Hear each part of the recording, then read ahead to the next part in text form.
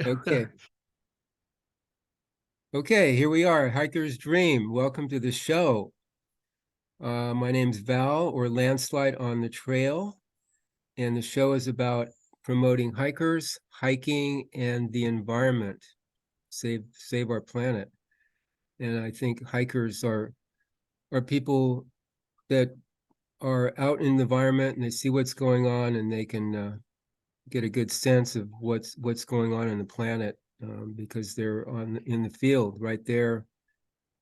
And it's very interesting to talk to them. And here today we have Charles Gutierrez, and he's going to be telling us about his upcoming hike. And maybe you can start with some of your background first, and then go into the hike that's coming up for you. Well, for my generation, I've done every little kid's dream. I've been a soldier, a police officer, a firefighter, an Air Force officer, and a cowboy. Um, I put 44 years in a uniform. Um, I have tours in Central Asia, Iraq, and Afghanistan. They kept pinning shiny things on me as I kicked the can down the road. Uh, but I was an older commissionee. I was 33 years old when I took a commission in the Air Force, so I had very little uh, in common with my peers. So when I went to Iraq, I turned 45 there. And when I went to Afghanistan, on my birthday, I was carrying 68 pounds of ammunition, body armor, um, weapons, and a small assault pack on mission in Afghanistan. So I read somebody that did Machu Picchu on their 50th, and I'm so envious. But I have to tell you about the day I came back. I'm a Colorado native, and we were stationed in Colorado. My wife was at Schriever, and I was up on Cheyenne Mountain. And I'd seen Pikes Peak since I was a child.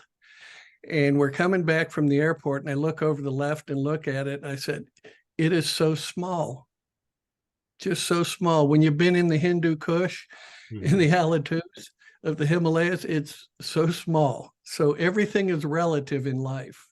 So, retired up here to Montana. It's taken about 12 years for me to heal up right to be able to go on this through hike, and several months of planning and training.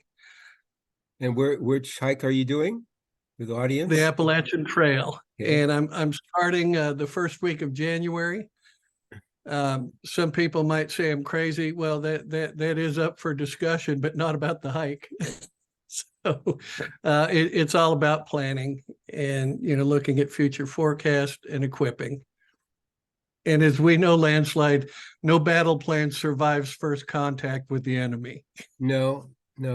I started my hike, like I said, when I was 64. I went with my son, who was in his 30s, and I was carrying 30 pounds, which is nothing compared to what in the 60s you're talking about, but it was still too heavy, and people were actually pointing at me and kind of laughing at me. And we got a shakedown 2 or 3 days into the hike with a former Navy SEAL, and we got the weight down, and I bought some new equipment, lightweight, and it was good after that. So you are planning, what is your age? Just curious. I'm 62. Okay, good. And, Is this your first long distance hike? yes, anything of that distance. And so it's one day at a time. Get up in the morning and go to the far side of the trail that you can. Well, I was sick, like I say, 64, and I had done 5 days of training, and that's it. So I had not been a hiker. So it's possible. I hear the AT is a lot more difficult than the PCT, which I hiked. So that's my understanding. I've been doing strength training for 6 months, and I am built like I was when I was 35. And I look more like a fullback than a distance hiker. Right. I saw your picture with your shirt off, or your t-shirt. You're humongous. You're a monster. The bears are going to be scared of you. What do they say? No rain, no pain, no main. Yeah. So you talk about the bears. I would give you a quick story. I traveled from North Carolina up here to Montana in August of 1990, and I was fishing in the high country of Glacier with an old Army buddy. And we got to come across two grizzlies at close range within 50 meters. And one of them was chuffing and pounding on a rock. I'm like, that's not a good sign. And you put the fish down and you start calling out, hey, bear, hey, bear. And he ran off into the huckleberries, and another lighter colored cinnamon grizz came out on the trail, and he was pounding. I looked at Pete. I said, if I remember small unit tactics, this is an L ambush and we're about to get cut to pieces. And it is my intention to smell so bad by the time he gets here, he won't bother me. Good for you. We saw two bears. One was minding his own business. He didn't care what we were doing. And the other was in Washington State. And he had just it was hunting season. Hunting season had just opened. So he was being, they had him up on, they were skinning him, and Yeah. he was, that way. But not a lot of bears where we were.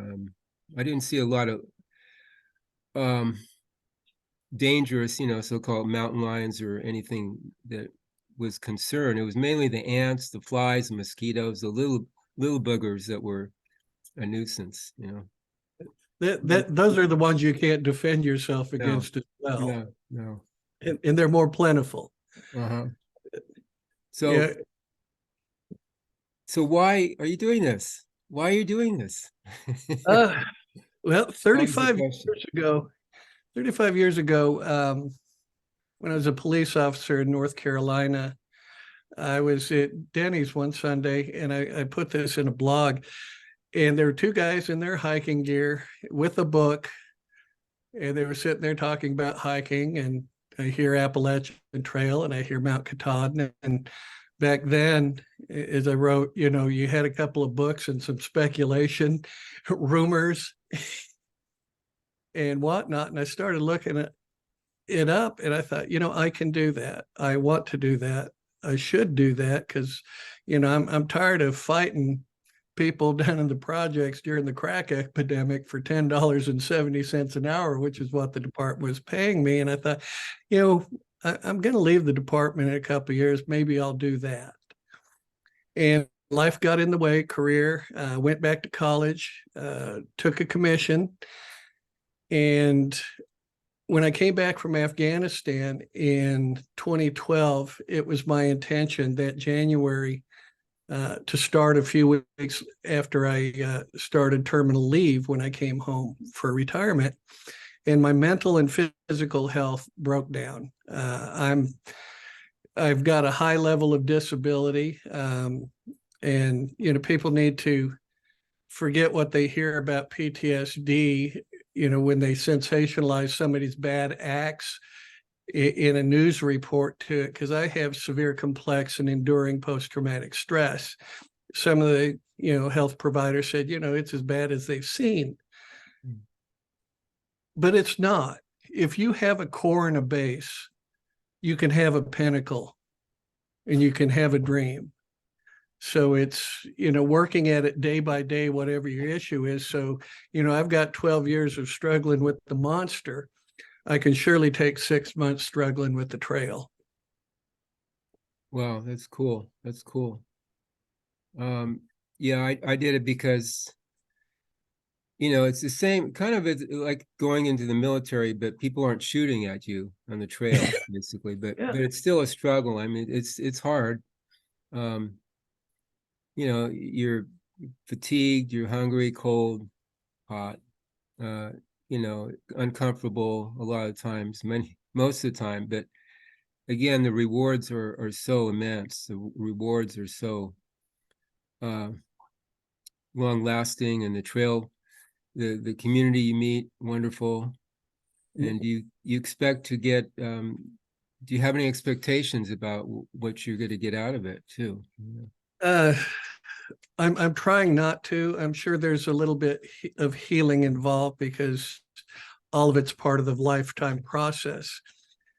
In a sense of growth, course accomplishment, Yeah, there have been many dark nights. I write some poetry, and you see some of it down the line. But it's usually after 5 nights that I haven't slept, just because.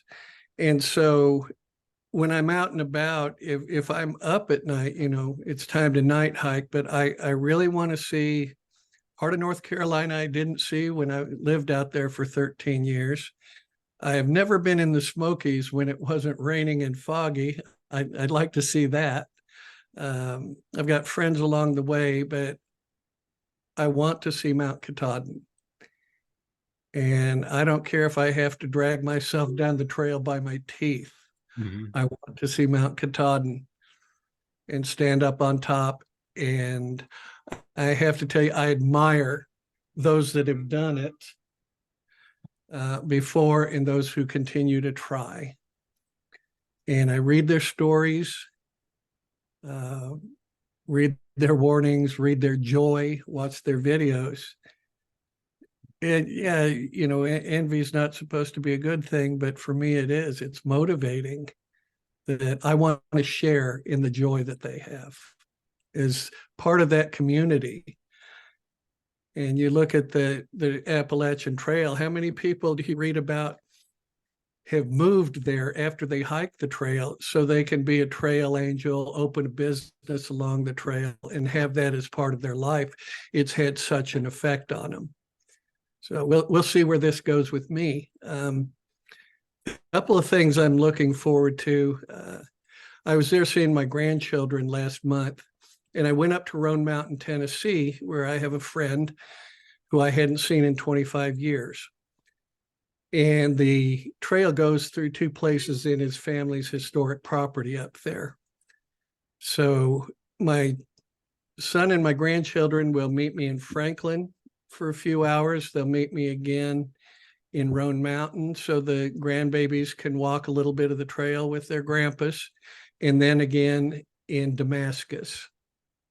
So the grandbabies will get to walk part of the trail with me in 3 places. And for me, it's a lesson that I'd like to teach to them, that through perseverance and love and dedication, you can achieve, you can heal, you can find that star that you want to reach for.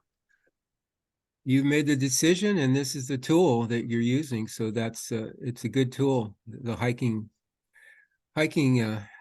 arena. It's a very good way to, because you're also out of the systems, the educational, medical, science, you're out in, what supports us, which is nature and the environment. So it's getting real with everything. And again, you're not being shot at for No. hopefully, so, Which is a positive. Yeah. yeah. It snowed up here, so I've spent the last 2 nights in my tent checking a second bag and pad to make a decision and trying to balance ounces here and there, as you say. Do the best shakeout I can before I let them do it at Moonlight Crossing. I haven't, since I came back, I was renting a $500 a month cottage, and I said, why am I spending all this money? This is when I came back, and basically I left the cottage, and I've been sleeping in a tent ever since. I don't know. It seems like I'm on the trail every day, every night when I'm outdoors and sleeping outdoors. Isn't that the way it's supposed to be? If part of the holistic nutrition and wellness program that I'm taking after I've done 3.5 years of culinary arts, professional baking and pastry, in holistic nutrition and wellness.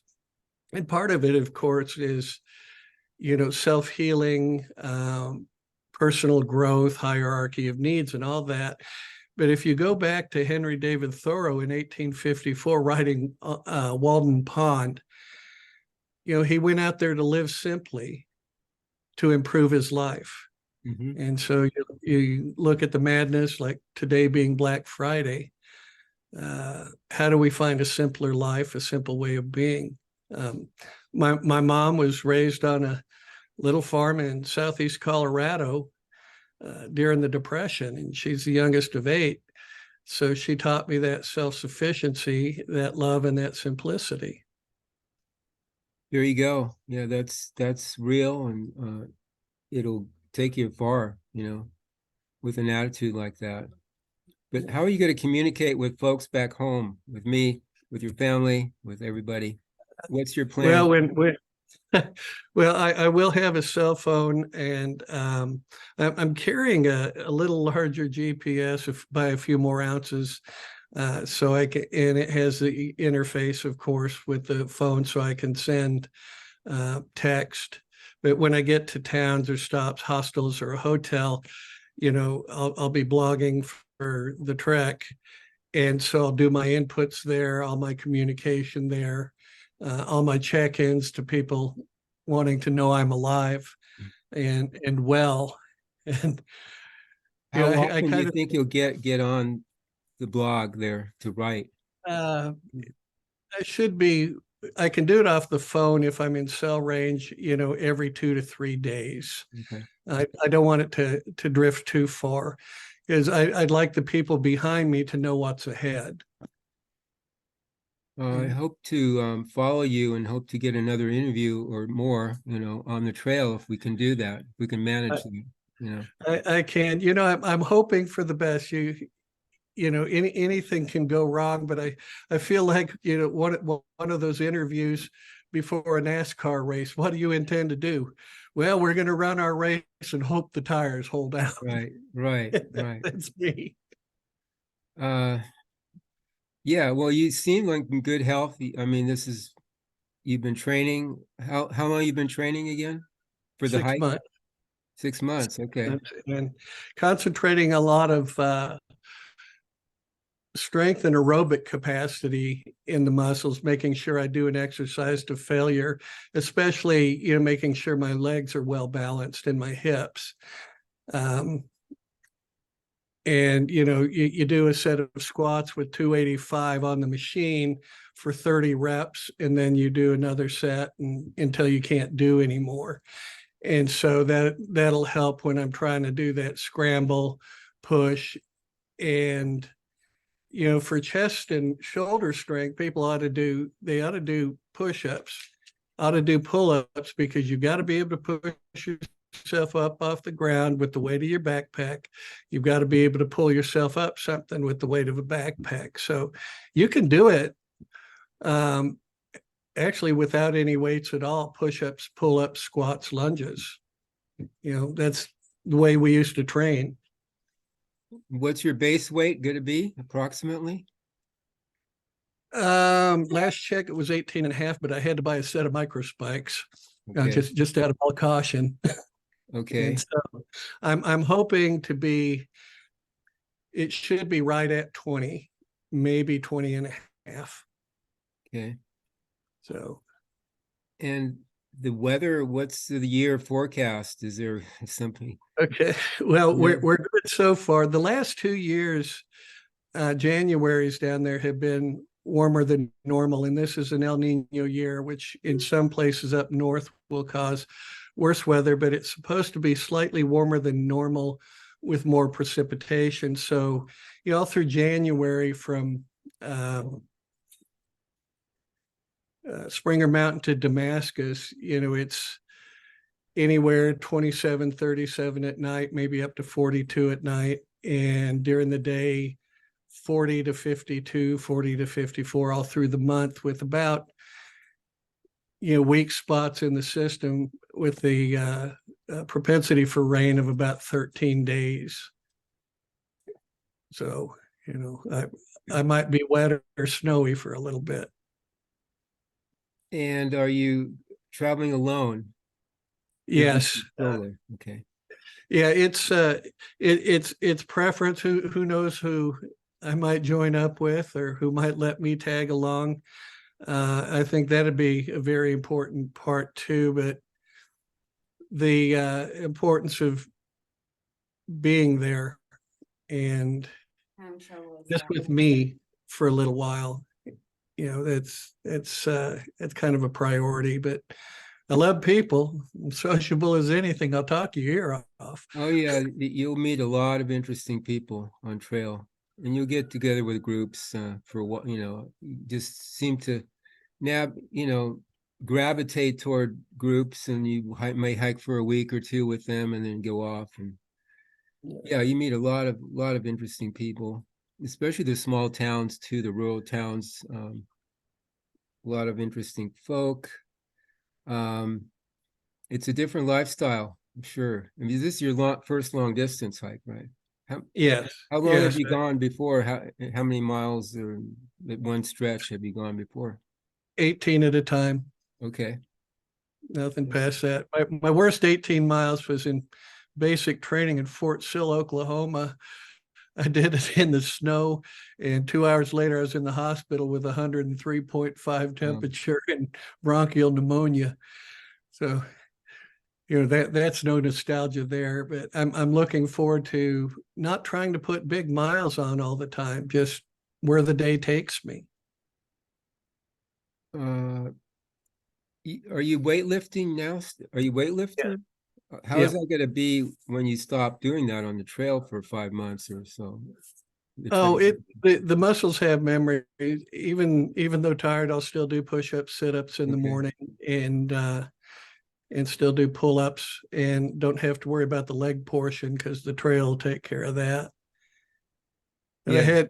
I've had to worry about overtraining. I'm 6 foot 230, Okay. and try not to get the trapezius too big, or the lats too big, so that the pack becomes uncomfortable. So I've really had to shift focus. In these last 20 workouts will be basically lower weights, all endurance, and hope for the best. They'll inject my knee again in December. I've already seen the doc, podiatrist, dentist, everything. Anything that a person of my advanced experience should do. Mhm. And trying to put everything in place, including a nutrition plan, to increase an avenue for success. Yeah. So what are you going to put in your body in terms of food and drink? Well, it's a large combination of meal bars. I'll name them by name: Pro Bars, Range Bars, Green Bellies. There's a couple of other ones: Kachava, protein powder. And through most of the pre-prepared stuff, I get out 4,000 calories in a day that's well-rounded. And for anybody watching, get on two sites. One is MyFitnessPal, and get yourself a free account and input what you eat in one of those sections, and it'll generate a report and tell you what you need, what you've got too much of. And another one, it's a government site, myplate.gov, and it'll show you how to better portion, because I eat a very plant forward diet of a lot of whole grains, seeds, nuts, fruits, vegetables, juices. Anymore, not as much animal protein as I used to, but I eat that same way now, so that it's no shock to my body on the trail. And, you can bet I still won't splurge when I go into town, because my body and I got to deal with each other the next day. Yeah, that's find yourself looking forward to that next town meal. I mean, you'll see how it is. It's like it's hamburger shakes and fries. Oh, that's good, simple food. Yeah. That's straight. Give me anything with gravy. Yeah, yeah, yeah. What is it? The brown food group. Yeah. Okay, so one last question here, and I'm going to be asking you this question as we interview you throughout the hike, but what have you become more aware of? Awareness is key in my way I see it. Awareness is very important. It's not really what you believe or hope or think or your ideas or considerations, but what have you become more aware of training for this hike? And I'll be asking you this throughout the hike too. Have you become more aware of anything, or What's that about for you? The brightness and happiness in my life. Long healing process of trying to find joy again. And this has brought brightness, focus, a little more mental acuity towards one thing. And yes, it's Katahdin. Is the far side of it, at Katahdin. It is being purposeful and deliberate with my life every day. And that's what I've become aware of. The worst thing in your life, worse than sadness and sorrow and hurt, the worst thing is when you feel nothing at all. And so it has given me an even greater sense of joy just at the prospect of stepping foot off of Springer Mountain and joining the thousands of others who have gone before me. You can do this, Charles. You can do this. Yes. Thanks, Wonderful. Landslide. I appreciate it. Okay, so this will be edited and probably get it back to you in a few days. But Okay. look forward to communicating with you, keeping in touch, and again interviewing you maybe even before your hike, and if you have time, because we still have a month. There's still a month, right? About I've got 6 weeks. Yeah. 6 weeks. Okay, we'll see how it goes. But yeah, happy trails. Good luck. I know you can do it. You can do it. Thank you. You got it. Bless you much. Okay. Take care. Take care. Bye-bye.